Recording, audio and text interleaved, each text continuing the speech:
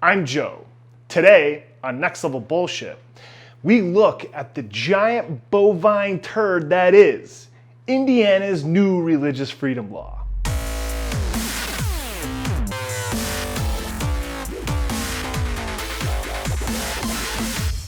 When Indiana Governor Mike Pence signed into law the Religious Freedom Restoration Act, the entire internet blew up with hashtag Boycott Indiana trending through last weekend. Tim Cook wrote, "Apple is open for everyone. We are deeply disappointed in Indiana's new law and calling on Arkansas governor to veto similar HB 1228. Silicon Valley entrepreneur Max Levchin said, "What is happening in Indiana is pretty unbelievable. However it's dressed up, it's a signal that discrimination is welcome in this state." And the CEO of Salesforce canceled all programs in Indiana. After the weekend, the governor was making press appearances doing damage control. This law does not give anyone the right to discriminate. This law does not give anyone the right to deny services. I don't support discrimination against gays and lesbians or anyone else. I abhor discrimination. The governor did himself no favors, though, when he showed up on ABC's This Week with George Stephanopoulos, where he managed to evade every single yes or no question. If you have high blood pressure, avoid this video. Now, to fully grok this pile of shit, we have to understand the Free Exercise Clause of the First Amendment, and then go back to 1963 and look at Sherbert versus Verner. The Free Exercise Clause of the Constitution states, "Congress shall make no law respecting an establishment of religion or prohibiting the free exercise thereof." The clause received a major boost that favored citizens in the 1963 case Sherbert versus Verner. Adele Sherbert, a member of the Seventh-day Adventist Church, worked at a textile mill that switched from a 5-day work week to 6. But Adele had weekends off because, according to Exodus 20, that's where the 10 Commandments are, she is forbidden to work on Saturdays. So she refused to work, was fired, denied unemployment, and went to court. The court found that the denial of unemployment was unfair. Given her religious reasons, the decision to effectively raise the Free Exercise Clause to strict scrutiny. Meaning, if the government's actions, whether by imposing a penalty or withholding a benefit, burdens a citizen's exercise of religion, the government must show that it has a compelling interest to do so. The liberal justice William Brennan wrote in his majority opinion, "To condition the availability of benefits upon this appellant's willingness to violate a cardinal principle of her religious faith effectively penalizes the free exercise of her constitutional liberties." In 1990, things get moving along again, but also get a little more fuzzy, no pun intended. Alfred Smith and Galen Black, members of the Native American Church, worked as drug counselors at a rehabilitation clinic. They were fired for being on drugs. To be a little more clear, they were fired after testing positive for mescaline, the main psychoactive in peyote. The spineless cactus has been used in Indian spiritual ceremonies for about 2,000 years. They were also denied unemployment, so of course, they went to court. Smith lost in court because neutral laws of general applicability don't violate the Free Exercise Clause. Meaning, if a law is applied to everyone, regardless of religion, it can't violate free exercise. Conservative Justice Scalia wrote in his majority opinion, "If a state has prohibited through its criminal laws certain kinds of religiously motivated conduct without violating the First Amendment, it certainly follows that it may impose the lesser burden of denying unemployment compensation benefits to persons who engage in that conduct."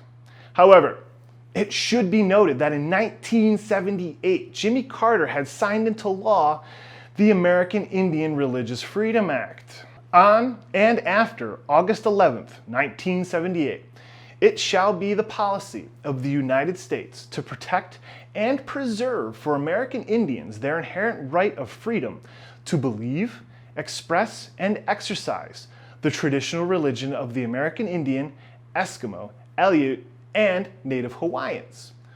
One of those rare misty-eye moments where the federal government actually did something good. Now, liberal and conservative groups were outraged by the court's decision and immediately tasked Congress with remedying the situation.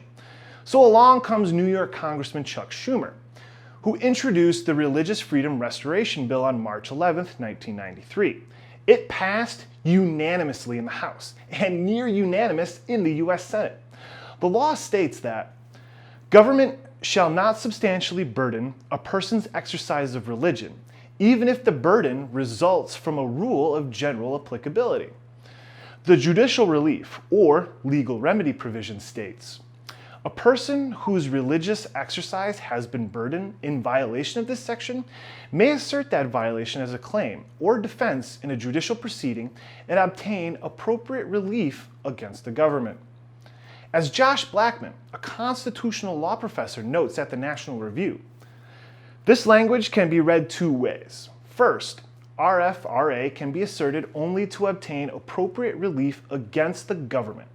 Second, RFRA can be raised as a defense whenever religious exercise has been burdened in any judicial proceeding, whether against the government or private party. I highly recommend reading the full article. Mr. Blackman has done an excellent job of showing the different cases that helped shape how the courts view the Religious Freedom Restoration Act as applied to private parties. In summary, 4 courts of appeals covering nearly half the states in the Union and the Obama Justice Department have stated that the RFRA can be asserted as a defense in a private case seeking the enforcement of federal law. Now, of course, we already see a lack of common sense in the fuzzy part here. If you're going to work as a drug counselor and you know you're going to be tested for drugs, you might want to hold off on the hallucinogens that are part of your religion or get a different job. Anyway, let's move on. Let's see what's in the newly signed Indiana Religious Freedom Restoration Act that's ruffling so many feathers.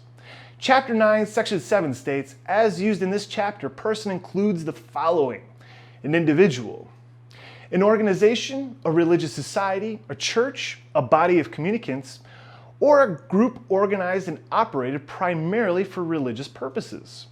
A partnership, a limited liability company, a corporation, a company, a firm, a society, a joint stock company, an unincorporated association.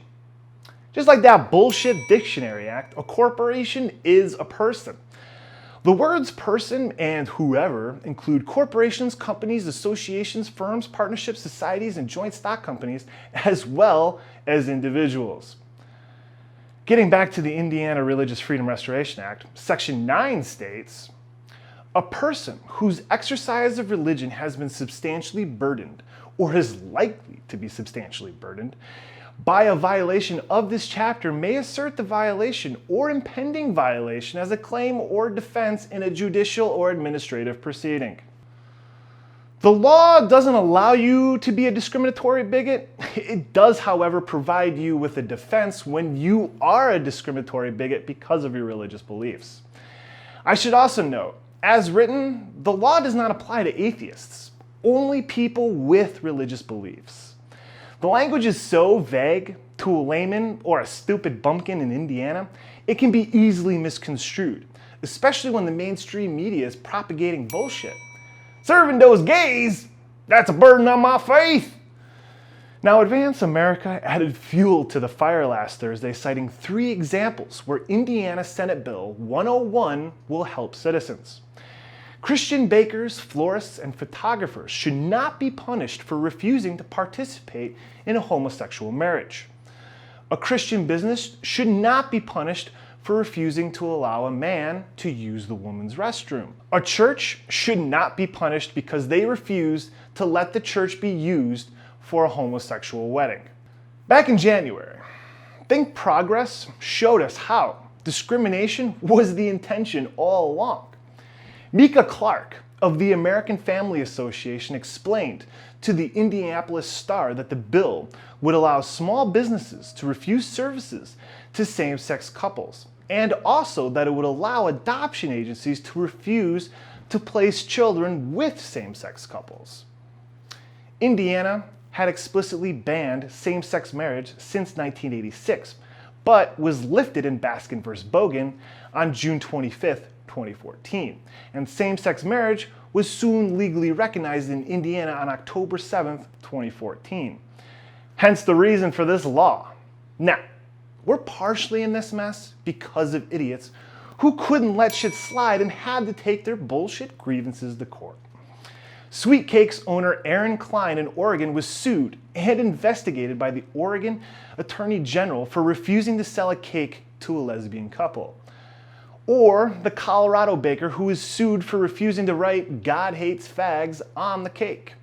And the popular case from New Mexico, Elaine Photography v. Willick, where a photography studio refused service to a same-sex couple, which was the case that prompted Indiana to adopt their own Religious Freedom Restoration Act with vague language that attempts to protect private citizens. Rather than moving on to another business, these people chose to bring the case to court and the national spotlight. Now, I'm a firm believer in your individual rights. If you have a business, you should be able to refuse service to anyone you want. Now, is it a good business practice? Ha! Fuck no! It could lead to nasty reviews and a major reduction in your bottom line. But at the end of the day, it's still your business. Now, in a funny fuck you Indiana way, Belle Levine filed the paperwork and has been approved as the First Church of Cannabis Incorporated. Marijuana is currently illegal in Indiana for both medical and recreational use. So the church could test the application of the new law. RFRA prevents Indiana's government from substantially burdening a person's exercise of religion if it can demonstrate that it is the least restrictive means of furthering a compelling governmental interest. The law in its current form has everyone thinking about the no coloreds days back before civil rights. What's different though is, rather than outright discriminating against a person, Indiana lawmakers claim businesses are now able to choose not to participate in a particular activity. Not serving a gay person because they're gay, not all right. Not participating in a same-sex marriage because of their beliefs, that's reasonable. But the execution of this law is so fucked up that the line isn't clear, and bigots are taking it as a license to be assholes. In the end, this is just the religious taking advantage of the status quo set by the US Supreme Court 20 years ago. As Josh Blackman has pointed out, the federal RFRA was already being used in private cases. The major difference between the federal and the state RFRA of Indiana is that it's set up out of the box ready for private citizen cases that don't involve the government. What's the real bullshit here is that there is fundamentally no protection for conscience in this country. Imagine for a second, you're a doctor in a state that passes a law that says you must perform an abortion when medically necessary. You aren't religious. In fact, you're an atheist like me. If you refuse to perform the abortion, you'll lose every single time in court. With this current trend, atheists and non-religious people alike are going to continue to get steamrolled by the religious majority. Just read Robert Heinlein's "I Will Fear No Evil" to see how one renowned visionary saw this coming over 40 years ago. Now, literally, as we began preparing to record this episode, Indiana House Speaker Brian Bosma announced proposed changes to the law to prevent discrimination. No word on how that might be fixed. There it is, episode 44. Our last episode on the Israeli spies sparked a lot of comments. Eli Yusuf echoed a common theme. Why the hell doesn't this channel have more views? This is some serious bullshit. I know, right? We're busting our asses here. Barb McCaster said, how ridiculous is this scenario? How stupid are the people to not see the ridiculousness of all this? It's a manipulation.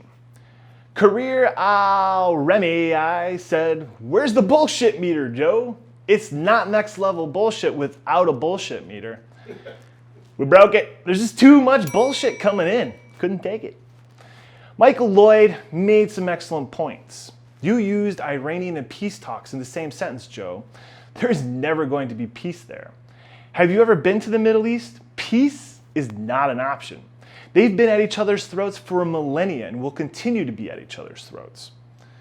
You know, I recommend revisiting the video on the YouTube and reading the rest of what he said. He makes a lot of really good points. So, what's today's total? 11. Awesome. As you know, each time we hit 100 in the swear jar, I donate $100 to a worthy charity. So if you find a story that's bullshit worthy and you want to share it with me, use hashtag NLBS when posting to any social media site. And if you're really motivated, make me a video. If we like it, we'll feature you on the next episode. Of course, you can email me anytime at joe@nextlevelbullshit.com. You can also follow us on Twitter, subscribe on YouTube, and watch all our shows on nextlevelbullshit.com. And don't forget to go to thenlbs.spreadshirt.com to get shirts and other cool swag. Until next time, we just couldn't stay away from Indiana. They recently shut down their rural Planned Parenthood clinics and soon found themselves in an HIV outbreak. Holy shit, that kills people, you know. They're just plain fucking stupid.